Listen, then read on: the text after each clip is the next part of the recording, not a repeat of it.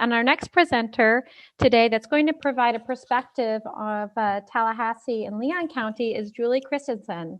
She's a principal planner with the City of Tallahassee, Leon County Planning Department. She's an AICP certified transportation planner with the Tallahassee, Leon County Planning Department. Professionally, she focuses on planning for many different modes of transportation and studies the correlation between transportation and land use and conducting public outreach in the community. She can often be found researching new multimodal infrastructure and considering how to better connect people to the places they want to go. Previously, she focused on seaport planning, working as an in-house consultant for CDM Smith in the FDOT Freight, Logistics, and Passenger Operations Office. She holds an undergraduate degree in business management and Master of Science in Urban and Regional Planning. Welcome, Julie. All right.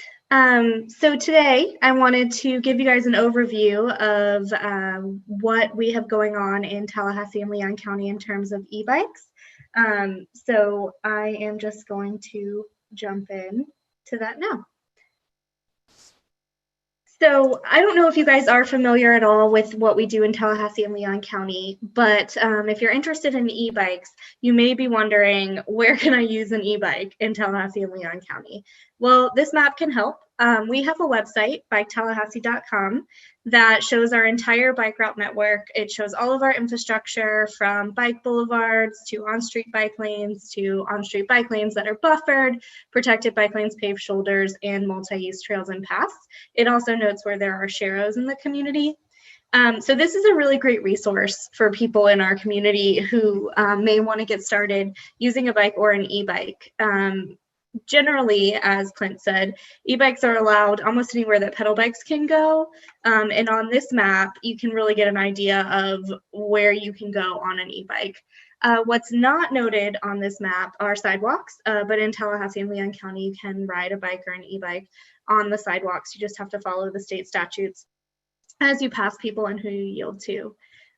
So you can also ride on the roads and anywhere else that is paved. Additionally, on biketallahassee.com, we have other resources for people who are interested in getting started riding an e-bike.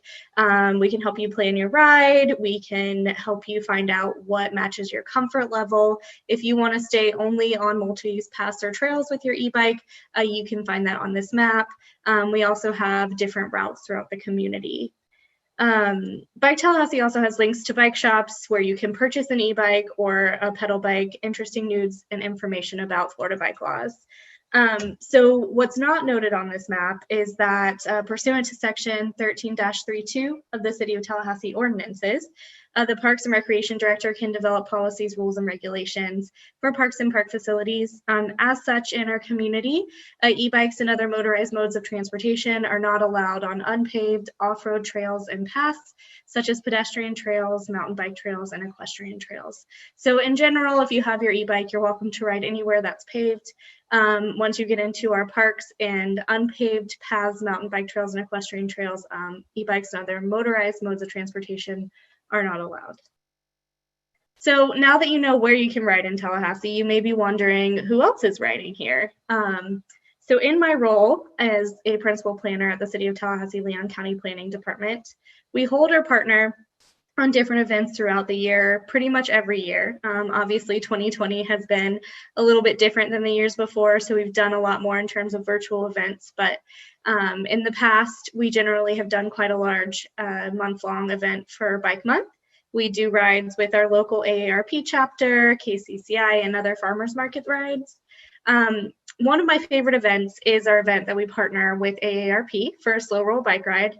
And in doing this for the last 3 or 4 years, we have seen a real increase in the number of users who are using e-bikes. And I think that's really interesting that as e-bikes become more accessible to people, they are being utilized a lot more often.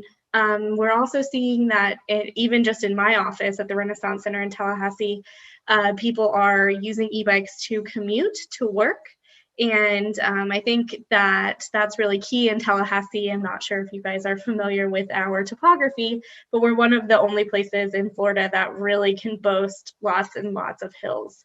So it's kind of necessary sometimes to have that pedal assist or that little oomph to get up some of our hills. And as time has gone on, we've seen more e-bike users throughout the community and at the events that we host and in general in commuters and things like that. So now that you know where you can ride and who's riding, you may wonder how you can ride if you don't have your own. If you don't have your own e-bike. Well, we currently have an EBike Share in Tallahassee as part of our shared micromobility program, and you're welcome to rent an e-bike. We have a permanent program that actually launched on October 15th after a little over a year of piloting both e-bikes and e-scooters from July 15th, 2019 to October 15th, 2020. We looked at the data from both of these types of micromobility, and we found that that's really interesting that people are picking up e-bikes and using them throughout the community. The shared e-bikes follow the same rules and regulations as other micromobility, except, with e-scooters and other types of micromobility, you can implement something called a geofence. That's difficult on an e-bike as you can't just stop an e-bike when it's in motion. You can't stop the pedals for working. Just imagine if that happened, you would probably just fall off.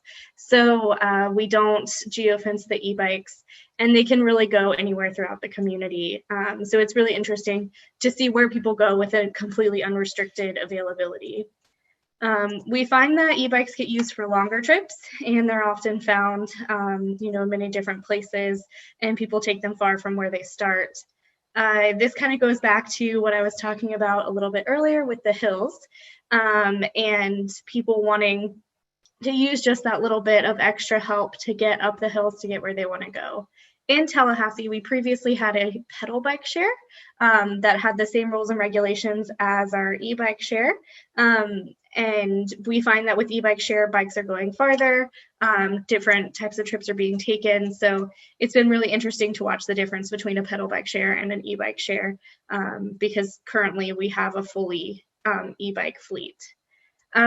One of the interesting things in terms of regulation for these is that these bikes don't have to lock to anything, so they can be left where they're ride-in. So it's really a lot of education and encouraging people to end their ride at a bike rack or not blocking a sidewalk, ADA ramp, or any other ADA accessible need place. So that's a brief overview of what we have going on in Tallahassee in terms of how you can get around our e-bike regulations and where you can get an e-bike to use here in the regulations on the bike share. We try and provide resources and education to anyone that's looking for additional information, and you can find a lot of this on that website I referenced in the beginning of biketallahassee.com and through events and education that we hold throughout the year. Great. Thank you so much, Julie. That was a wonderful presentation, and I look forward to learning a bit more during the Q&A session.